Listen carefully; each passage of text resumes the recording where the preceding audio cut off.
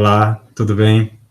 Eu me chamo Oh, Gustavo Lagares, estou aqui convidando o Renato para conversar conosco. Essa é uma das conversas do Mundo Reiniciado, o projeto que eu participo. Hoje a gente vai estar falando sobre o Parque da Mata do Catingueiro e a atuação do Renato em relação a esse parque.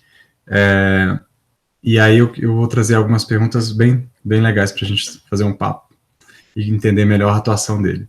Então vamos lá. O Renato ele é graduado em Ciências Biológicas pelo Centro Universitário de Patos de Minas. Ele é mestre em Ecologia na área de conservação da biodiversidade, pela Universidade Federal de Tocantins. É membro do grupo de pesquisa Ecologia e Conservação de Aves, EcoAves, da Fundação Universidade Federal do Tocantins. É anilhador sênior do Centro de Pesquisa para a Conservação de Aves Silvestres, do CEMAVE, do ICMBio, consultor ambiental e pesquisador da ODS, Organização de Desenvolvimento Sustentável em Patos de Minas. Tem experiência na área de ecologia, agroecologia, zoologia e conservação da biodiversidade, com ênfase em ecologia de aves, mamíferos e manejo de fauna. Que prazer estar aqui contigo, Renato. boa tarde. Como vai, Gustavo? Prazer é todo nosso. Legal demais. Depois de ver um pouquinho do seu currículo, né, eu já fico ainda mais animado com a nossa conversa. Já te conheço, mas não sabia de toda a sua formação. E aí eu queria trazer então a primeira questão, né, para além todo o seu estudo, etc. Como você se envolveu com a questão ecológica, né, e qual que é a importância dela para você hoje? Pois é, isso remete, né, à minha infância, né? Eu nasci na fazenda, né, numa área rural, e cresci até meus 8 anos numa área rural, tendo contato com a natureza de perto, né, com os animais, e cresci com esse amor, né, pela natureza, né, por essa coisa, né, de estar nas paisagens naturais, de ver os animais, né, de, né, comer fruta nas árvores, e com isso eu fui crescendo e vim para a cidade, vim para Patos, e na minha adolescência eu comecei a ter contato com as aves, e as aves de rapina, inicialmente, e foi um amor, assim, que, né, foi crescendo pelas aves. E daí em diante, eu acho que foi um processo. Assim. Primeiro, foi o conhecimento, né, da biologia, né, eu resolvi fazer ciências biológicas. Dentro do curso, eu pensei em ir para a área de consultoria ambiental, né, como ramo de trabalho. Comecei a estudar aves, né, mais intensamente, mais profundamente. E depois de um tempo, eu comecei a perceber a importância dos ecossistemas naturais e que a gente estava perdendo esses ecossistemas. E daí comecei a trabalhar com consultoria, quando terminei o curso, e comecei a viajar. Comecei em Pantanal, Amazônia, Mata Atlântica, né, em áreas aqui na região do bioma Cerrado também. Comecei a ver que a gente estava perdendo, né, esses ecossistemas e essas espécies muito rapidamente, né, e também comecei a estudar, né, esses assuntos mais profundamente e resolvi fazer meu mestrado. E no mestrado se abriu, assim, né, uma nova paixão, né?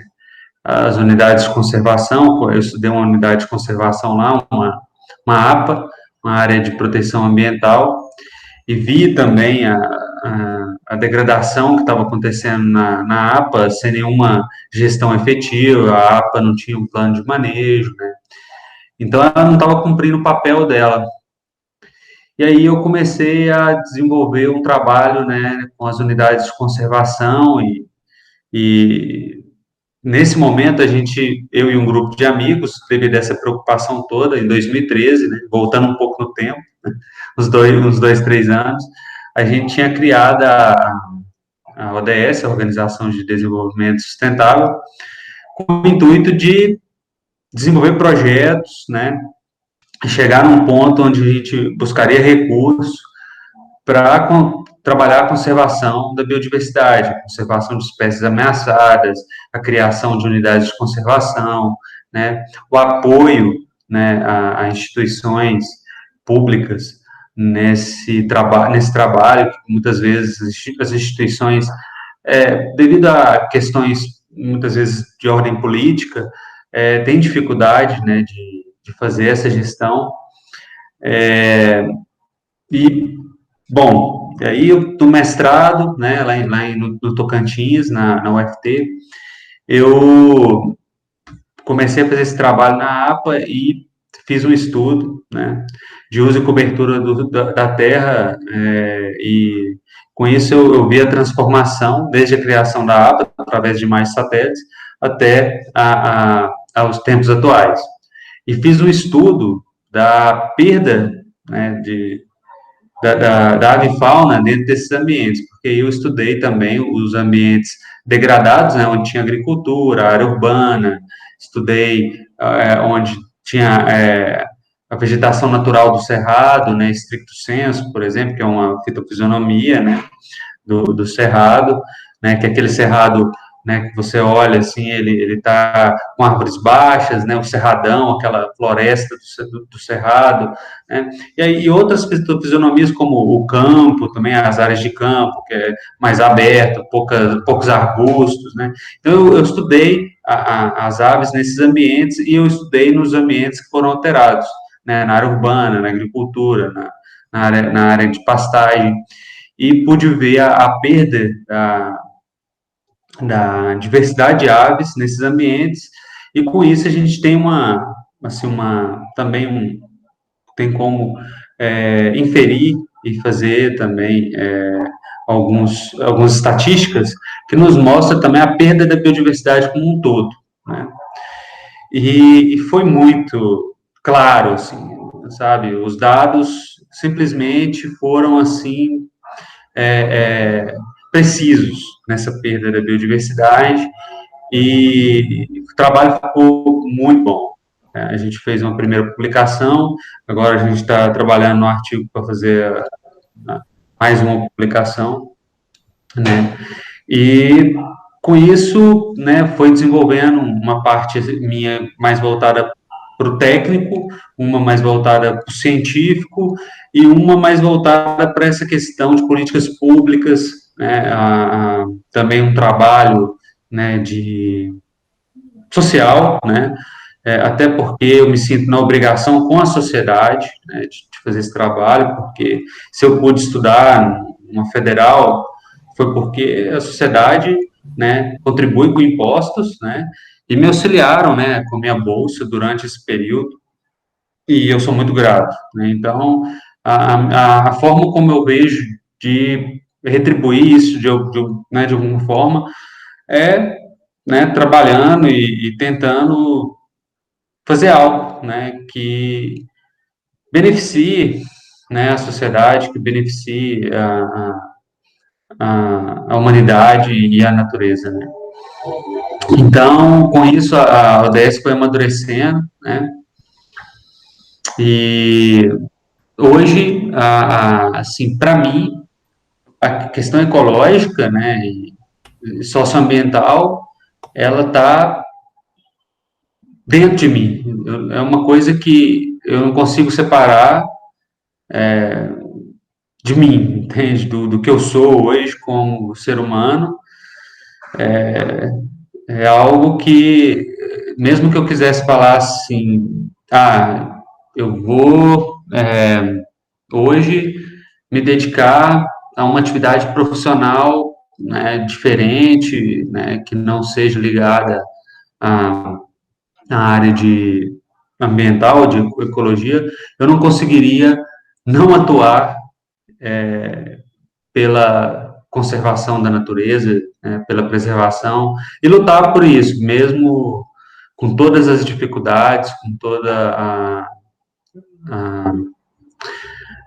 a, os desafios, né, estão sujeitos a ser, né, encontrados nessa caminhada.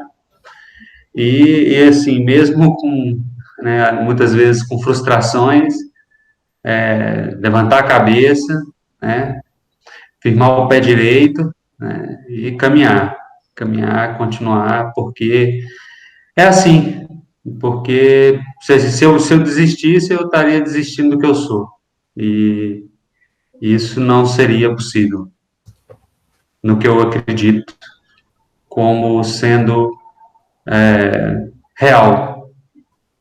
Que legal. Então, é isso. Valeu. Muito bom.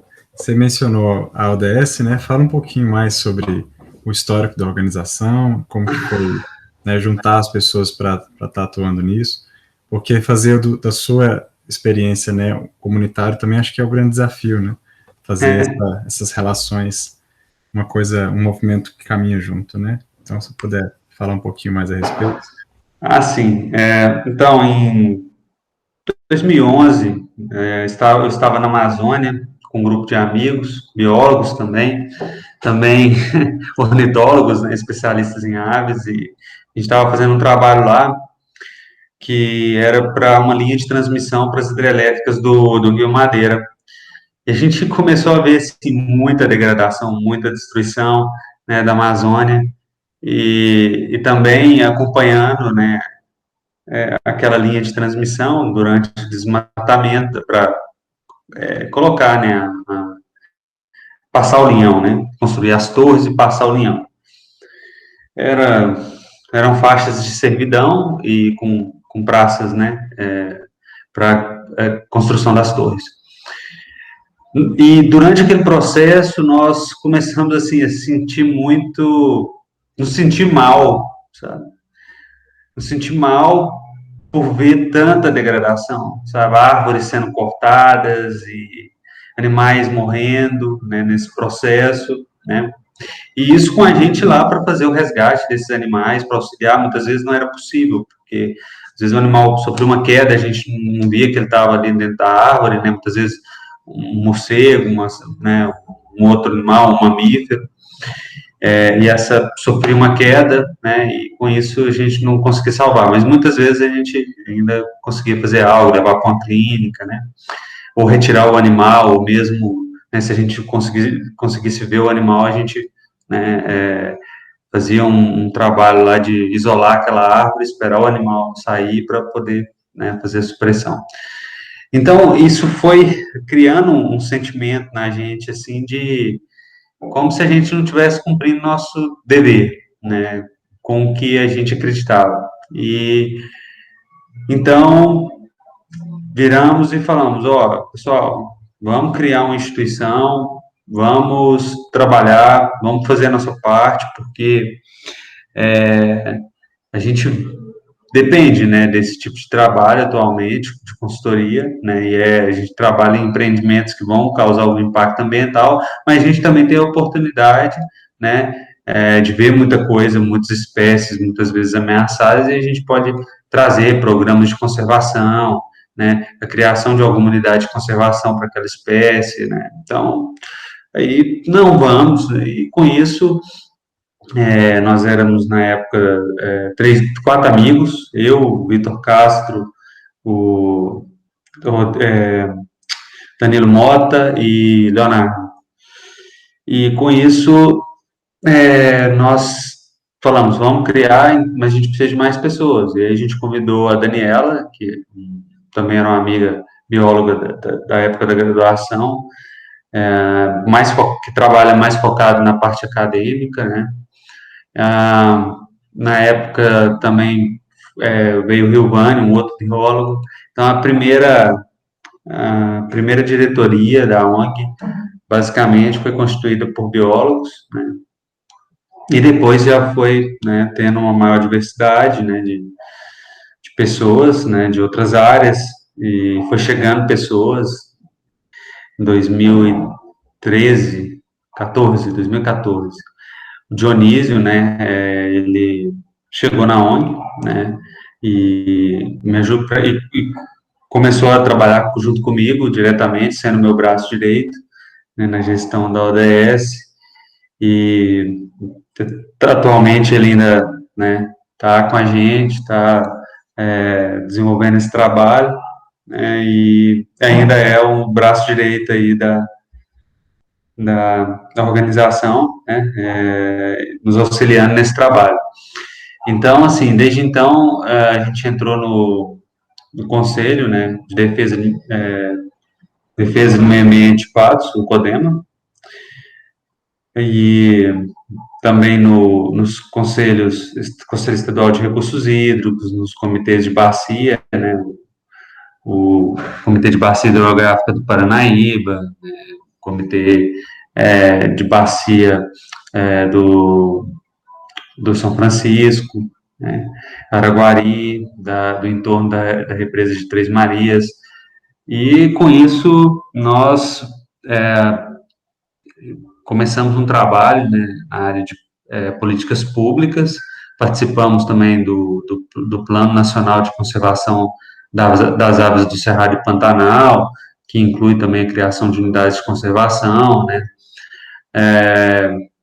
Na época do plano, nós tínhamos conhecido uma unidade de conservação, o Parque Estadual Serra de Ricardo Franco, na divisa com a Bolívia.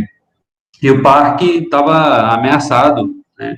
Queriam fazer uma desertificação lá, um político, acho que era Padilha na época, ele tem uma fazenda em cima do parque e ele queria, né, desafetar o parque e tal, para benefício próprio. E aí a gente criou a Carta de Santana do Riacho, do PAN, e com isso a gente mandou para o Ministério Público, várias instituições, e com isso a gente fez uma coalizão, né, para poder lutar, né, para manter a UC, né. Com isso eles desistiram, né, na época de desafetar o parque, fizeram depois uma outra tentativa, mas nós novamente nos organizamos e conseguimos manter a unidade, mas, assim, acho que isso foi, assim, um fôlego que a gente ganhou, né, para poder, né, continuar nessa luta, né, uma vitória, né, de pelo menos conseguir manter o parque e não perder aquela área tão linda e tão importante, né, para conservação e, né, tanto de espécies como também de recursos naturais e belezas cênicas quase que impensáveis, né.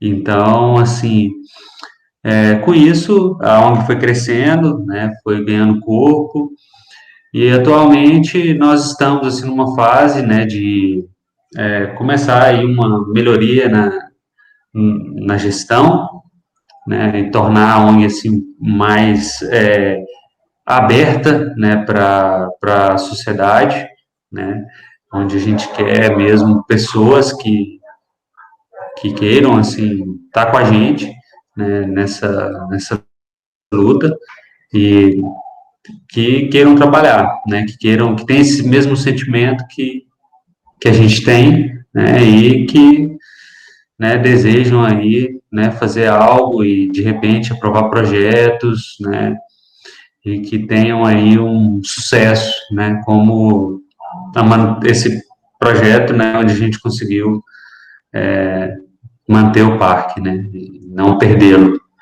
Num momento tão grave como o que a gente está vivendo, de tantas boiadas, né, tantos ataques à questão ambiental, né, inclusive ao licenciamento ambiental, agora mais recentemente. Então, a gente está vendo essa necessidade de um fortalecimento da sociedade civil, de uma organização melhor, né, dessas instituições em redes, para que a gente tenha fôlego, né, para que a gente tenha apoio uns dos outros e um maior acesso a recursos de fundos nacionais e internacionais. E isso vem acontecendo, assim, eu acho que é algo bem positivo que eu tenho notado, assim, nesse momento, né, um esforço global, né, para fortalecimento das instituições democráticas, né, as instituições da sociedade civil, principalmente em países assim em desenvolvimento, como os países da América do Sul e principalmente o Brasil, que é um país continental. Então, é isso. A gente está nesse movimento, né? E agora a gente participa também da rede, né? Da rede do Observatório Florestal, do Código Florestal. Estamos nos integrando à rede Cerrado, né? Que envolve também mais de 50 instituições nacionais e internacionais. E com isso nós estamos nos fortalecendo, né? Nós aqui em Patos a gente participa do Colmeia, né, que é o coletivo de meio ambiente. A gente já conseguiu aí fazer um trabalho de restauração de nascentes na comunidade de Pindaíbas, que estava sem água, sofrendo com a crise hídrica, e no primeiro ano de trabalho de cercamento dessas nascentes, plantio, nós já tivemos aí um sucesso de manter, né, aquela comunidade com água, né? Então, essa água ela foi disponibilizada, né, em maior quantidade e qualidade e não precisou, né, depois de anos sendo abastecida no período de seca por caminhões-pipa, esse ano passado não foi necessário. Uhum. E agora nós estamos fazendo esse mesmo trabalho em Bom Sucesso, né, através do Colmeia, né, dessa rede de instituições, que envolve a Prefeitura de Patos de Minas, que envolve a Copasa, que envolve o IEF, as universidades, né, a UFO, o Centro Universitário de Patos de Minas, Demater, o CODEMA, o CIMA. Então, assim, são várias instituições em rede se fortalecendo, né, para conseguir esses recursos, né, e nós também agora estamos criando o Centro de Educação Ambiental, né, o CIAM Mocambo, lá no Parque Municipal do Mocambo. Então, assim, são vitórias mesmo que a gente já começa a ver resultado, né? Sim. Eu quero pedir licença só para poder acender a luz. Claro, fica à vontade. Isso, Muito bom então, ouvir, cara. Muito legal. Baita histórico, hein? debate histórico, já aí desde 2013, né? Estamos aí em 2021 e continuamos na luta. Legal. Com a utilidade pública municipal, utilidade pública estadual, reconhecida, né, tanto pelo prefeito como pelo governador do estado, né, o trabalho da organização, e nós estamos buscando agora fazer trabalhos a nível nacional, né? A ideia também agora, estou para assumir também uma monitoria, né? Estou estudando isso dentro de uma OCIP, né, que é a Novo Encanto. E, bom, a minha ideia sim, colaborar o máximo que eu puder, né, dentro das minhas possibilidades aqui, né, tanto dentro da ODS como em outras instituições, para gerar esse fortalecimento, né, dessas redes, para a gente ter aí um futuro melhor, né. Legal. Bacana. Agora, para a gente encaminhar um pouco mais para o tema da política pública que eu estou começando a monitorar, né, em relação ao Parque da Mata do Catingueiro, eu queria dar um passo atrás, mas para avançar nesse ponto, né, te perguntando qual que são, ou qual é o impacto, né, dos parques urbanos, né, dos parques nas cidades. Você falou de parques em vários sentidos, né, e afunilando para esse.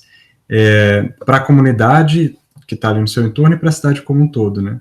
E também qual que é o contrário, né? O impacto da comunidade no entorno e da cidade nos parques também, né? Como que você enxerga essa relação desse vai e vem, né? Então, Gustavo, esse é um ponto muito importante, né? É só a gente pensar a relação do ser humano com a natureza, né? Qual que é a relação do ser humano com a natureza, né? Qual que é a, o impacto, né, da natureza na nossa vida e da nossa vida na natureza, né? Então, se a gente pensar a nossa necessidade por água, vou pegar numa coisa básica, né, água, quando a gente tem uma área verde, né, urbana, essa área verde, ela funciona como um sistema, vou colocar aqui de um paralelo, tá? Como uma máquina de benefícios de serviços ambientais. Essa área verde, ela, além dela armazenar água no solo, né? E com isso ela tem a capacidade, então, de evitar enchentes durante o período de chuvas, ela tem o benefício de infiltrar essa água no solo, e com isso ela faz uma recarga hídrica, né, no nosso aquífero, nos nossos rios, riachos, né, ah, e ela ainda tem um grande benefício que é limpar o ar. Então, essas áreas verdes, elas limpam o ar, né, porque elas estão fazendo um trabalho ali de trocas gasosas, né, então ela consome o CO2 e libera o oxigênio, né, então ela também gera um microclima, né, que ela também libera água na atmosfera, aquela água que ela armazenou no aquífero, né, mesmo que seja um cerrado, por exemplo, libera uma grande quantidade de água na atmosfera e de aerosóis. Esses aerosóis, eles têm propriedades muito benéficas para o organismo humano, por exemplo, né? Eles geram bem-estar, né, nas pessoas. Eles também geram, né, se for uma área grande, por exemplo, de vegetação, tem a capacidade de gerar nuvens de chuva, por exemplo, né? Então, geram mais umidade, né, aquela umidade que está na atmosfera, né, num período, por exemplo, de chuva, às vezes nem é chover, mas vem aquela umidade, né, encontra aquela umidade da, que a própria mata, né, jogou na atmosfera e chove, né? Então, gera uma melhoria no microclima, na temperatura também, né? Porque quando a gente observa, né, a área urbana, tem muita superfície, e essa superfície, ela acaba absorvendo, né, os raios solares, e com isso, essa energia, ela é armazenada através de calor, né? Então, geram ilhas de calor. Quando você tem uma área verde numa cidade, você tem, além da absorção dessa luz, né, também a reflexão dela de volta, né? E com isso, a gente tem um clima mais agradável, mais ameno, né? Então, assim, são inúmeros os benefícios, né? Eu poderia citar aqui benefícios para a fauna, né? Também, e com isso a gente vai ter os pássaros cantando, né? Os animais, né? Também. Ah, poderia citar também benefícios como a possibilidade, né? De plantio, né, de árvores frutíferas, né, no entorno dessas áreas, locais específicos, né, de pomares, onde as pessoas poderiam encontrar comida, por exemplo, né, uma laranja, uma mexerica, né, uma banana. Então, existe também essa possibilidade, né, dessas áreas verdes, principalmente aquelas que necessitam de uma restauração, né? Então, a gente pode estar fazendo esse trabalho de criar abundância, né? Abundância, tanto no sentido da biodiversidade, né, natural, como também de alimentos, né, e com isso diminuir a pobreza, diminuir a fome, né, porque a própria natureza, a própria biodiversidade, ela pode gerar recursos para diminuir essa pobreza, né, e auxiliar, né, as pessoas a ter uma condição, né, de sobrevivência mesmo, em períodos de crise, né?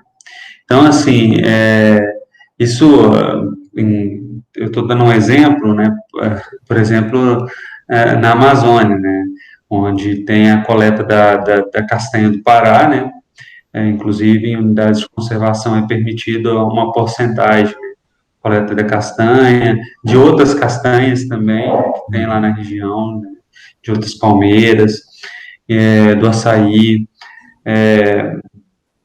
né, uma infinidade de frutas, né, que podem ser coletadas, né, para o consumo, né. Então, basicamente, esses são alguns dos benefícios. Eu poderia citar mais, né, como também o bem-estar humano, né, a prática de exercício, de yoga, né, nessas áreas né, de reuniões ao ar livre, né, para compartilhar, né, experiências, né. Então, assim, eu vejo que é um local fundamental, né? Um local, assim, quer dizer que os parques, né, são áreas fundamentais para a nossa própria reeducação, para a nossa reintegração com o que nós somos. Nós não somos separados da natureza, nós somos ela, né? Numa outra perspectiva, né? Mas nós somos ela, né? Nós podemos nos enxergar nela, né? Os nutrientes que nós absorvemos, que vem do solo, o ar que respiramos, a água que bebemos, né? É ela. Então, é, poderíamos, assim, se estivermos conscientes, ser uma expressão consciente dela. Então, é fundamental, porque se a gente perde esse elo de ligação, que são as áreas naturais, a natureza, a gente perde o elo, perde a ligação, né? E com isso, né, algumas coisas, né, assim, algumas doenças que são tidas como as doenças modernas podem surgir, né? E quando uma sociedade está doente, por exemplo, essa sociedade ela pode gerar impactos nessas áreas também por não enxergar isso, né? Incêndios, né, como os que aconteceram na Mata do Catingueiro, né, várias vezes, vários anos seguidos, e a prefeitura e nós não conseguimos fazer o que deveríamos, que teríamos a obrigação de fazer, que é manter essas áreas, né? Manter, por exemplo, a Mata do Catingueiro, que sofreu por diversos anos seguintes, por diversos anos, né, consecutivos, por incêndios, né, florestais. E a gente pedia para a prefeitura, tem que fazer o acero, tem que fazer tal, e perdiam o período de fazer o acero, aí acontecia um incêndio, aí depois que aconteciam, que ia lá querer mitigar isso de alguma forma, né, mas o dano já estava causado, já tinha acontecido. Então, eu vejo, assim, que esses impactos que a sociedade pode causar nessas áreas são inúmeros, desde a caça, a pesca, no caso da Mata do Catingueiro não tem áreas de rios, por exemplo, para a pesca, né? Mas, por exemplo, a caça, incêndios, desmatamento, extração de madeira, por exemplo, né? E, bom, e até a degradação com o intuito de lotear ou mesmo querer que passe ali uma rua para viabilizar um loteamento, por exemplo, algo assim, né? Então, assim, a, é uma sociedade que muitas vezes está doente, né? E aí o egoísmo começa a imperar, né? As ditas necessidades, né, próprias, né, que a pessoa de repente pensa que aquela necessidade que ela tem é maior do que a necessidade do coletivo. E aí é onde acontecem, né, as grandes perdas, né, de áreas naturais, né, e até mesmo dos nossos parques, né, atualmente. Mas basicamente é isso, né, respondendo a sua pergunta de como que nós podemos impactar negativamente essas áreas e como que a gente pode impactar positivamente essas áreas, né? Nos curando, ajudando a restaurar, né, essas áreas, dando dando um, como é que eu posso dizer, dando vida às potencialidades, né, da área. O exemplo da Mata do Catingueiro. O que poderíamos fazer lá, né? Nós poderíamos criar um centro, entendeu, de restauração florestal, por exemplo. E com esse movimento dos cursos, né, de restauração florestal e permacultura, a gente ia construindo o parque. É um exemplo do que nós poderíamos fazer lá, né?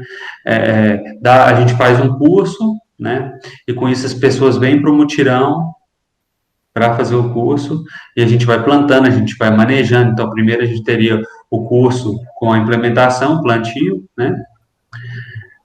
Poderíamos ter um curso de permacultura para construir a, a, a, como é que eu posso dizer, a infraestrutura, né, do parque, vamos supor, uma sala de reuniões, né, uma sala para guardar as ferramentas, mas para isso o poder público, as pessoas como um todo, têm que acreditar que é possível, elas têm que visualizar as coisas acontecendo, e muitas vezes elas enxergam esses movimentos com mais trabalho, entende?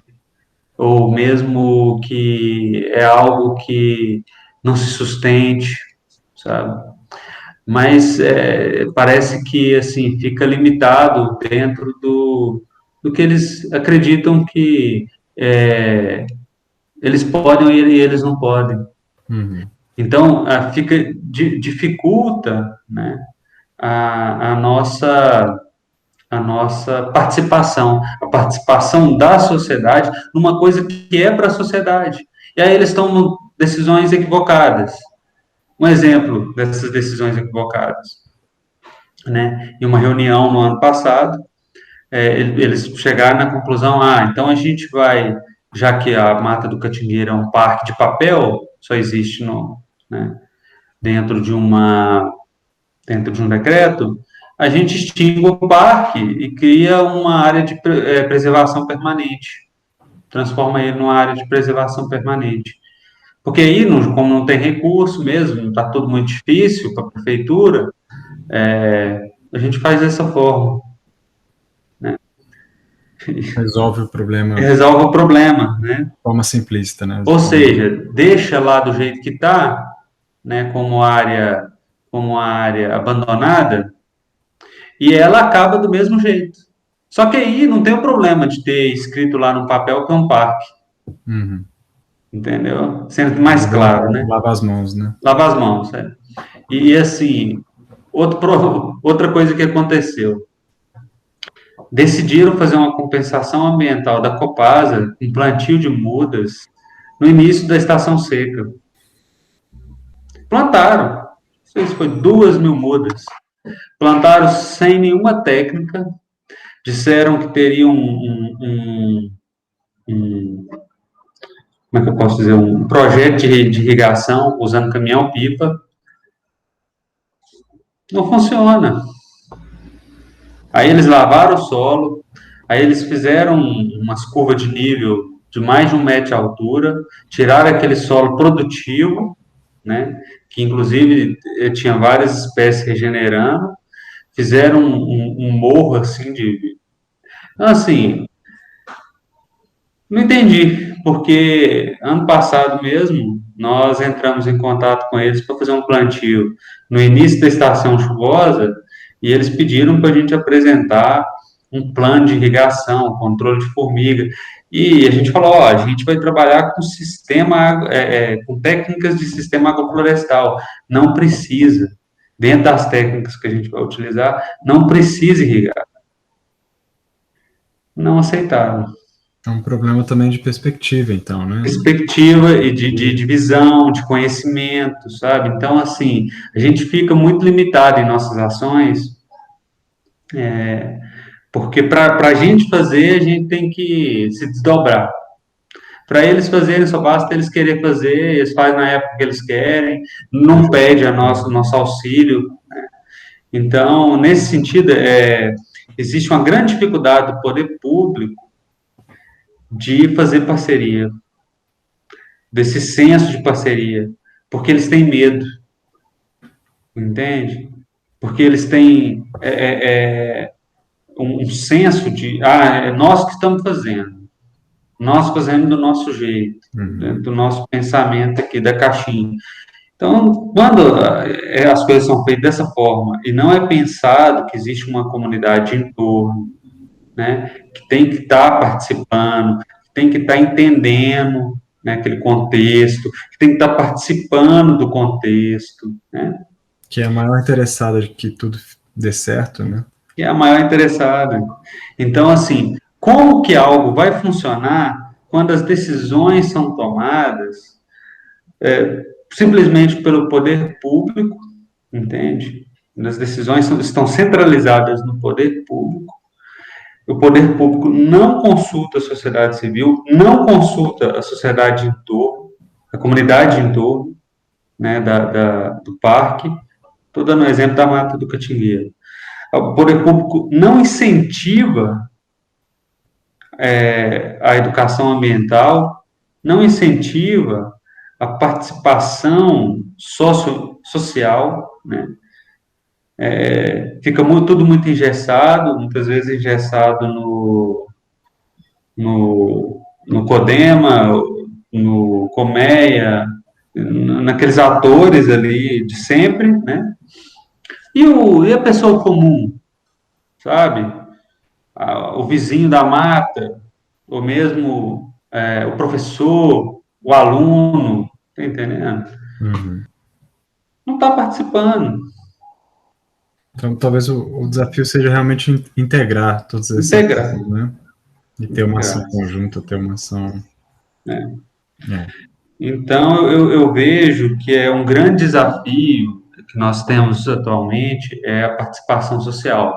E essa participação social, atualmente, na atual gestão, né, nacional, né, na atual gestão municipal, ela está sendo cada vez mais enxuta. Uhum.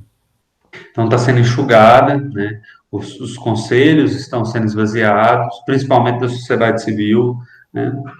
Então, assim, é um momento grave que nós estamos vivendo, porque é um retrocesso. A gente vê que é uma situação que exclui a população, entende? É como se você imaginasse uma roda grande, né? Uma roda bem grande, rodando dentro de uma roda desse tamanhozinho. Consegue imaginar? É a população, né? Toda, né? Girando dentro de uma rodinha. E essa rodinha toma todas as decisões, né? E não houve essa população. Qual a chance disso dar certo? E isso você pode aplicar nos outros contextos também, econômico, né? Então, é algo que está fadado a dar errado. Está errado. Não tem como evoluir se não tem integração, entendeu? Se não traz a comunidade, a sociedade para participar. entende? Até quando trazem para participar, nossa atuação ela é limitada. Você tem que ficar até aqui. Uhum. Não pode, a partir daqui você não pode atuar, você não pode falar, você não, né? Até aqui você pode, mas a partir daqui. Então, assim, engessa muitas decisões. E quando isso acontece, a chance de dar errado, ou seja, De dificilmente continuar dá dando certo. errado, né? Porque é o que tem acontecido. É o que tem acontecido. É. Então, assim, recentemente eu fui na mata do Catingueiro, olhando assim, por alto, andando lá no plantio, já, já te posso te dizer que menos de 30% das plantas vão se manter. Uhum. Depois da queimada do ano passado, né? A mata precisando de recuperar e isso não sendo feito de uma forma adequada, né? Ano passado, acho que 50, 70% da mata foi queimada, uma coisa assim, eu não sei o dado, não lembro exatamente, Né? mas foi um incêndio terrível, né? Foi sim. Então agora tem um recurso aí de R$ 600 mil, né, que inclusive o diretor de meio ambiente, né, me passou. Tem o recurso, né, e agora como que vai ser implementado esse recurso, né? Então eu conversei com ele, né, pontuei, falei, olha, precisa fazer com técnica, precisa fazer, né, trazendo a sociedade civil para perto, né, precisa fazer, trazendo a comunidade de entorno para perto, para a gente tomar essas decisões juntos, porque se for feito da forma que está sendo feito, não vai dar certo não. Porque aí vocês querem fazer uma coisa só para politicar, aí não dá certo. Essa lógica eleitoral, né, de 4 em 4 anos, de ter que ter uma coisa muito visível, né, que as pessoas reconheçam, ah, não, eu vou votar por causa disso, né? E muitas vezes a questão ambiental parece que vai ficando para segundo, terceiro plano, até sair de vista, né? Até porque muitos dos efeitos são de médio e longo prazo, né? Então, parece que a lógica política fica inimiga da lógica ecológica, né? Não consegue acompanhar esses ritmos da vida, né? Acho que isso é um ponto que chama atenção na sua fala. Com certeza, e assim, quando você pensa, por exemplo, o papel do poder público, né? O papel dele, o papel da sociedade civil, né? E o papel de um parque, né? Então, assim, primeira coisa que a gente deve pensar tá faltando alguém, comunidade. Então, tem que ter o quê? Um conselho gestor, tem que ter um zoneamento, tem que ter um plano de manejo, e cada vez mais eu vejo que as instituições públicas estão fazendo as coisas sem planejamento, estão fazendo as coisas assim, sabe, com essa visão eleitoral, né? Então, ou então tardiamente, né? Querem fazer para melhorar a imagem ali, porque aconteceu aquela situação, Vou remediar, sabe? né? Remediar. É como fazer o acero depois que teve um incêndio, né? É isso. O incêndio que acabou com o parque, aí a gente faz um acero para dizer, não, a gente está se importando com, né, porque Exato. Então, o que a ONG, né, poderia trazer de bom, né, nesse aspecto? Trazer essa compreensão, né? Ó, vamos criar um conselho gestor, vamos organizar, vamos planejar, né? Então, cria um conselho gestor dos parques de Patos, conselho gestor do Mocampo, conselho gestor do Parque Municipal Mato do Catingueiro, né? Criou o conselho gestor, aí a gente vai para o próximo ponto. Vamos tomar as decisões, né? Tem um projeto da área física. Vamos fazer uma pista no entorno do parque, ela já vai ser asfaltada com o intuito de já ter um acero, né? Que ele vai ser permanente. Agora, então, a gente vai definir setores, né? Então, vamos definir setores. Aqui vai ser um setor, né, onde a gente vai fazer uma restauração florestal no entorno, né, desse acero, né, com vegetação frutífera, né, que vai produzir alimento, né, agroflorestal, tanto para os animais como para os seres humanos, né? Então, os animais vão se aproximar, né? As pessoas vão poder ver esses animais, né? Vão poder observar, trabalhar a educação ambiental, né? O respeito, né? A esses animais. Então, vão trabalhar com condutores, né? No entorno do parque, para poder orientar. Então, no interior do parque, como vai ser? A gente pode intercalar alguma frutífera, mas a maior parte vai ser nativa. Então, a gente faz o talhão, vai implementando, implementa de forma que não vai precisar de irrigação, né? Faz os manejos, cria os cursos, né? Para as pessoas, trabalha nessa coisa do desenvolvimento sustentável, construções agroecológicas, o banheiro a gente poderia fazer uma fossa evapotranspiradora de bananeira, né? Então a bananeira já ia tratar os resíduos, né? E jogar essa água na atmosfera novamente, e produzir o alimento que pode ser consumido, né? Então, assim, né, trazer toda essa tecnologia, né, que nós temos hoje para a vida real, para as pessoas, para a comunidade, para a sociedade, né? Eu tenho uma fazenda, chego lá, né, vejo aquela fossa, eu quero fazer assim lá na minha fazenda. Com isso, a pessoa deixa de poluir o córrego. Olha que legal essa construção, como que eu faço isso? Tem um curso, né? O curso é tanto. Tá gerando recurso. Esse recurso, a gente usa aqui dentro do parque para melhorias. A gente paga o salário do instrutor do curso, entendeu? O que vai ser a mesma pessoa que vai ver o momento dos manejos, de ter o mutirão aqui trabalhando, né? Trazer as escolas, trabalhar com as crianças no manejo, dentro do que for possível, você está Isso é muito entendendo? legal. Fazer a coisa acontecer, dar vida para o parque. Não é cercar, fechar, não tá. Entende? É essa visão que falta para o poder público, sabe? Bacana demais, Renato. Estou pensando aqui em tudo que você falou. Acho que eu vou ficar bastante tempo ainda refletindo. E estou muito grato por essa conversa nossa. Acho que a gente ainda teria muito mais para conversar, mas o tempo também já está se estendendo.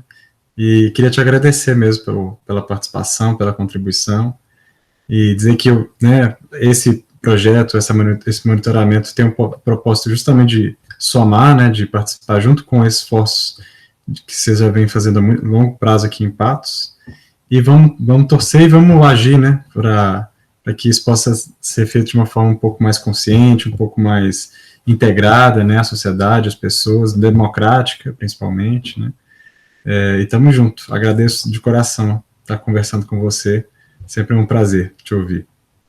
Eu deixo uma frase para reflexão. Mesmo esquecendo de si, lembrar de todos além. Muito grato. Valeu, querido. Tamo junto.